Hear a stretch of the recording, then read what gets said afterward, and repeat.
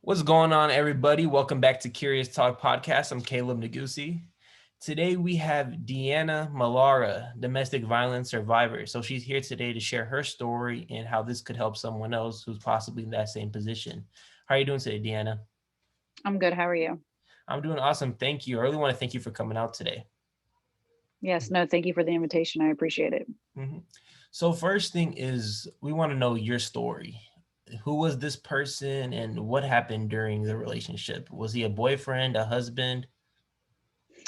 He was a boyfriend for a little over 4.5 years, and then got married at the end of 2013 and divorced real quick in February.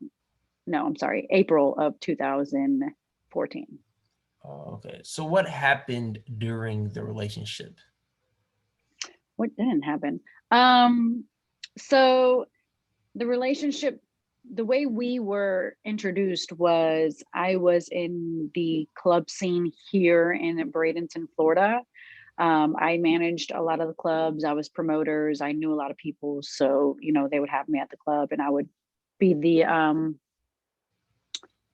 just the person that gets along with everybody and make sure everybody's comfortable and, stuff like that. So he was in town to do a show with Briscoe, from what I was told. And we were talking, and come to find out, his cousin was one of my good friends. So I felt kind of comfortable to talk to him.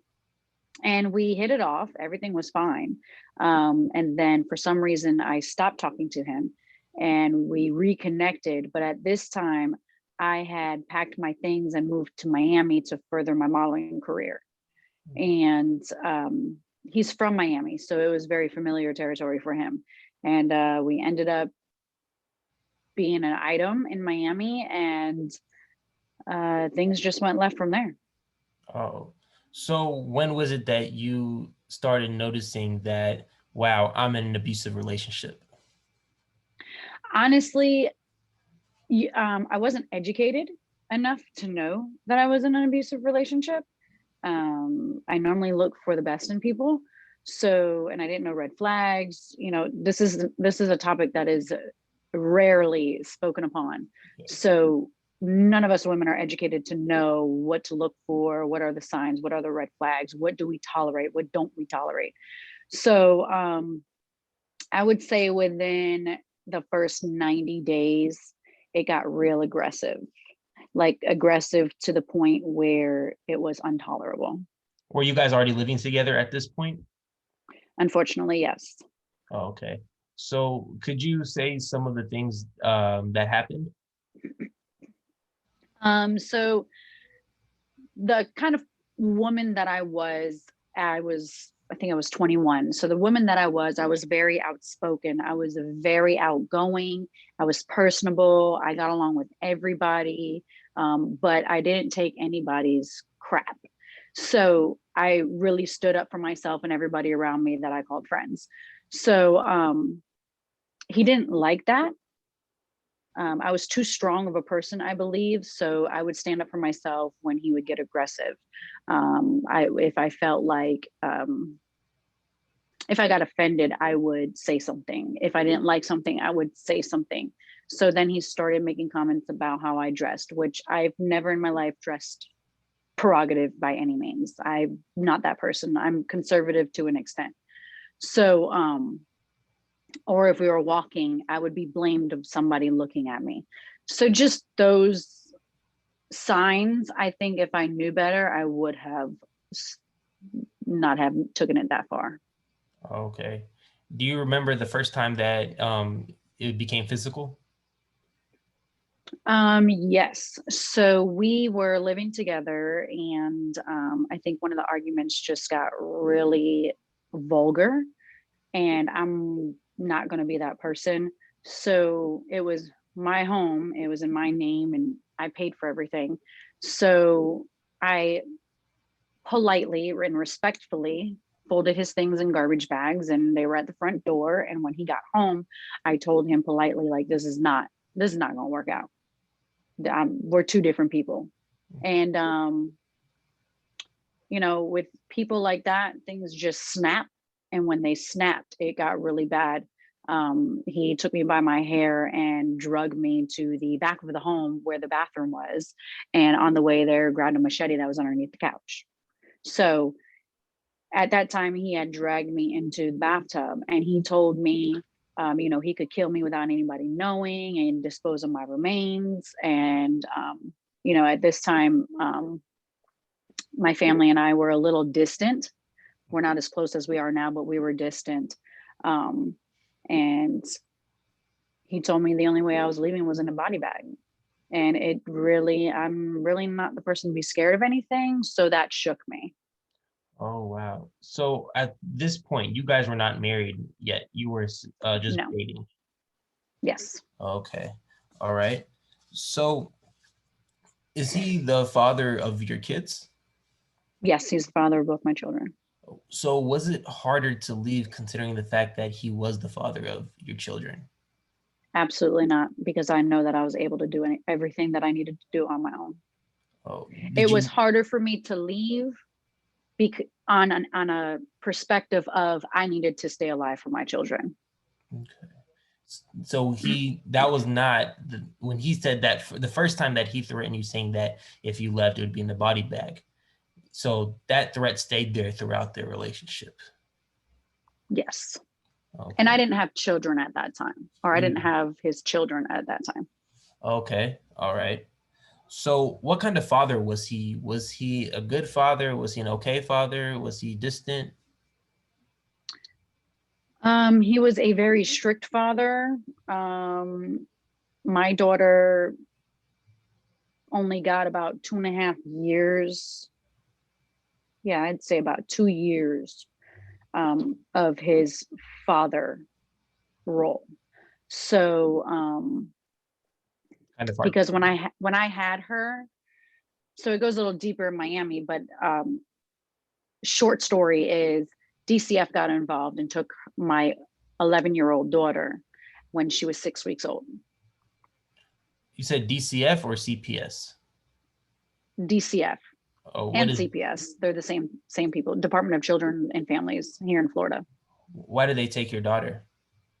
Because he was just a violent man, Okay, and they were so called wow. So who reported this to CPS? a daycare worker. A daycare worker. Okay, so they saw it too. Hmm. Okay. So were you scared that he would hurt the kids as well, or you didn't think that he would do that? He did hurt the children. He ended up did hurting the children. Was Hmm. and sooner or later that was the breaking point. Or Yeah, later. Oh, it's. I know from the outside looking in, mhm. it's so much easier to just pack your things and leave. By all Absolutely. means, I've even said that before I was in this relationship because I stood up to one of my friends, father of her child, because he gave her black eyes. And I was that friend. I was that individual that stuck up for people and I wasn't scared of anything. So having the roles reversed, I kind of understand. So I was telling her, why don't you just leave? I understand now why you can't just pack your things and leave overnight. Like you have to strategically leave and have everything planned up because if you don't, any wrong move could end your life or put you in the hospital in critical condition or get your children hurt because you just don't know when that person is going to snap and at what level are they going to snap. There are people who do everything right and they still don't get lucky, let alone just to pack up your bags and leave. Mhm. Honestly, the only way I was able to leave was having some type of support from either friend or family. Mhm. So is that what happened? Did you get a support from a friend or family member, or did you do it all by yourself? No, my old boss that where I worked at, um, she was waiting for me in the parking lot when I ran away. Oh, okay. So you notified her before. Oh yeah, when I was at work. Do you feel comfortable talking about when he hurt your child? Sure, Um, so can we get into that? sure. Hmm. Um, let's see. He was very strict, so sometimes it would be military type of punishment. Now, mind you, she was about 2.5, 3. Yeah. So he would make her go outside and do military type workouts.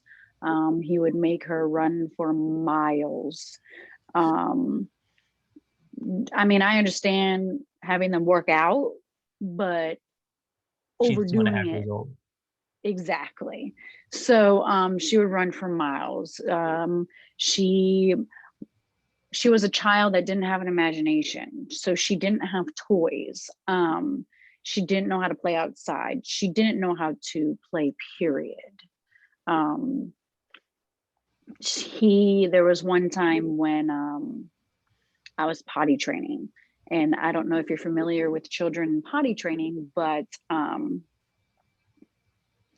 basically there's these underwear that are like underwear, but they have a little pad in them. So she had those on and she had an accident, but it wasn't a potty accident. She was fine going potty in the toilet. It was a poop accident. And I was trying to clean her up before he noticed, because he was everywhere. And I didn't quite pick it up fast enough. And he took the poop out of her underwear and put it all over her body. Wow.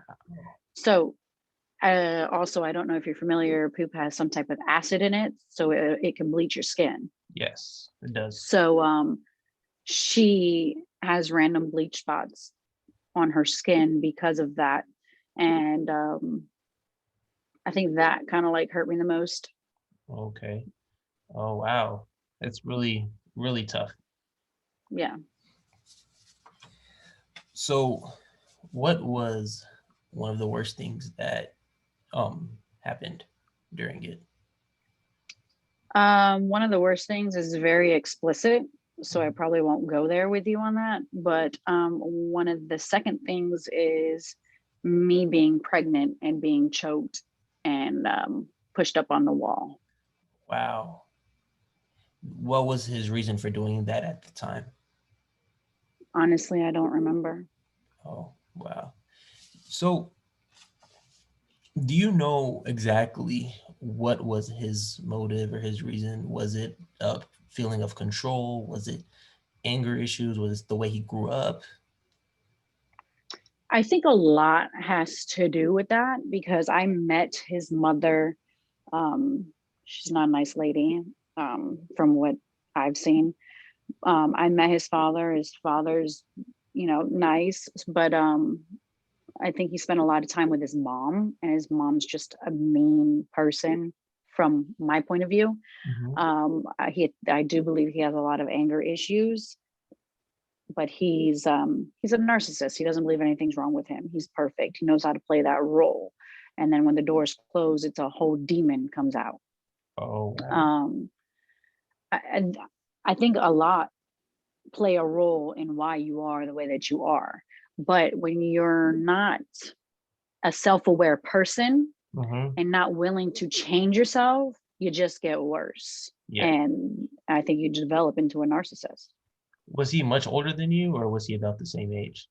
No, I believe he was, I believe he was like 5, 6 years older than me. Okay, okay. What did his family know about all of this? They did not know until I said something. So I don't have any communication with his real blood family.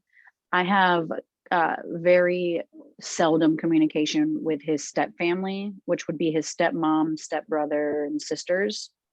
They communicate with me because they follow me on social media. So they didn't become aware until I think about 2 years after I became comfortable enough to speak about it about 5 years ago. So that's when they were aware of everything that was going on. And by this time, you were still with him. No, I was not. You had already left. Yeah. Okay. So It was you 2 years after. so when you refer to his mom, are you saying his stepmom or his real mom? I'm in communication with his stepmother. And she's the one who's not a nice lady. No, his real His mother. real mom. Okay. All Mhm. right. So can we dive a little deeper into your escape story? Sure. Mhm. So to back it up a little bit before I do that, I didn't have my daughter at this time. DCF was already called again. At this time, we were in Bradenton, Florida. We became homeless, living in the car, 6 months pregnant, taking baths at rest areas with at the time, 3.5-year-old. So I made a phone call to my mother. My mother this time I didn't have contact with my mom for about 5 years. Okay. Any of my family for 5 years. So when I made that phone call, I was just praying that she would pick up the phone and just open her mind and see where I stood, because me and my mom have this communication where we don't have to speak, which is great. But she helped me get into a place. She had let me save up money for about 30 days to get into my own place. So we finally got into a place. At that time, I was pregnant with my son. And then DCF was called because at the time, boyfriend, I don't give him the respect of calling them their father. So this gentleman got in an argument with my daughter on the way to school. And to my understanding, he got in another argument with the daycare worker at school here in Bradenton, Florida. And when that happened, she opened the door to saying that I would come in with bruises. He abuses me. He abuses my kids and whatnot. And she said she was going to call DCF. So before I knew all this, he told me to go on a walk, which is really strange for him to let me out of his sight. So I was getting ready to get my son and my daughter out of the house. And at this time, he said, no, you're only taking my son, which was 6 weeks old at the time. So I really had no choice but to do what I was told. So I left. And when I left, I got a phone call from DCF saying that they had my daughter. So they took my daughter. Mm-hmm. And so that means he must have knew they were coming. Yes. Oh, wow. So at that time, DCF said, I have your daughter, the routine is they need to see the other child. And I've already been screwed over, ran around, humiliated in Miami with DCF, that I was scared to even make contact with the Department of Children and Families here in Manatee County. So I didn't contact them at all. But I lived about 1 minute from the courthouse. So within the about 72 hours of them taking your child, they have a shelter hearing, which is you appearing in court to figure out where they're going to be. He knows that. So I thought that when he went to work, because he was working at the mall down the street at this time, I would walk with my son to the courthouse and see what type of help they were willing to give me. That wasn't the case. I'm going to use this word very briefly. I was kidnapped and told to get in the car, and I was taken out of town during the shelter meeting. By your boyfriend. Yeah, at the time. Mm-hmm. Yes. So with that being said, I was getting phone calls from DCF saying that I needed to appear, I needed to do this, I needed to do that. They were going to terminate my rights to my daughter if I didn't do anything that I was told. So I kept stalling and kept stalling and kept stalling because I needed to figure out what I was going to do at that particular time. And by the time we came back, we were sitting at a red light. And when the red light turned green, like when you're sitting at the light, you can see when the other light is turning yellow. Yes. So I always sat in the back with my son, and I had slowly buckled him out of the seat. And when the light turned green, I shot across the road, and my friend was waiting for me in the parking lot. I got in there, I got in her car, and I disappeared for 3 days. Well, nobody heard from me. I'm sorry? Your son was with you at the time. Yes, I had my 6 weeks old son. Wow. And you just jumped out of his car. Hmm. Oh, wow. And your boss was waiting for you right there. Yes, in the parking lot. Okay. So did he come after you guys? Did he chase the car or I anything? don't know. I don't know. Oh, okay. So you already had planned this before you did that. Okay. And all of your stuff was still at the house and everything. I had nothing. I just had my son. I had no diapers, no formula, no nothing, no nada. Wow. So had throughout the entire relationship, has the police ever been involved or have they ever came to the house? Has anything happened at that time, during that time? After I left, Whether it was before or after. no, because I never called. You never called. Oh, okay. But you Mm-mm. finally were able to get a restraining order when you left. Yes, and that came after, they, and I use they as in the system, the police, the DCF workers, whoever's involved with this type of domestic situations don't really believe you all the way to trust you to help you. Hmm. So, I hid for 3 days, and it took my mom to speak with me on moving forward because I had to hand over my son to DCF. Okay. Wow. Yeah. So at that time, I told the police exactly everything that happened. And I went down to police station, gave statements, and I think when I thoroughly explained everything that happened, they believed me. So at that time, they had referred me over to a battered women's shelter, them and DCF, and I stayed there for about a year, which is only a 6-week program. Okay. And when did you finally get your kids back? So my children were not allowed to be around me for their safety. So they were granted my parents were granted temporary custody. Okay. So were you allowed to Mhm. visit them during that time? Yes. So I just wasn't allowed to be alone with them because they would just be the icing on the cake, is what they said, if Oh, he came after me. oh, So I lived at the shelter, which is about 15, 20 minutes down the street from my parents. I would get up at 5 o'clock in the morning, go to my parents' house, get them dressed. My mom would take them to the daycare. I would go to work and then I signed up for night school to finish my cosmetology license. mhm. I would get out of there at 9, and some nights I would go back to the house if they were still up, or I would go walk the water and then go back to the shelter. Oh, okay. Wow, that's a very brave way of coming back up after a fall. Very Mhm. resilient. So My mom made me very resilient.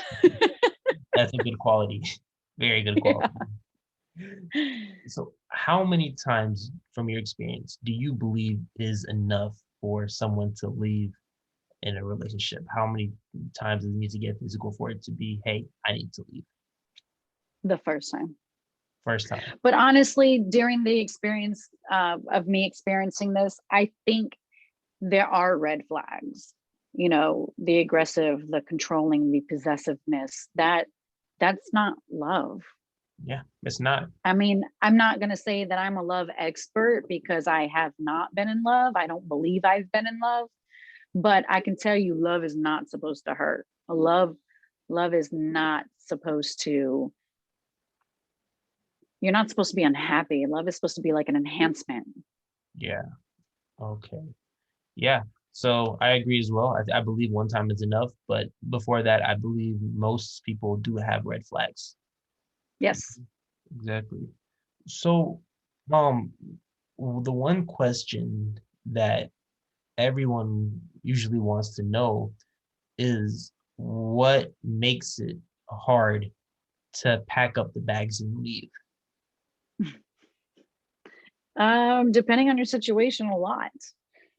And I used to ask this question again when my friend was getting abused, and I had no experience of it. I would ask the same question.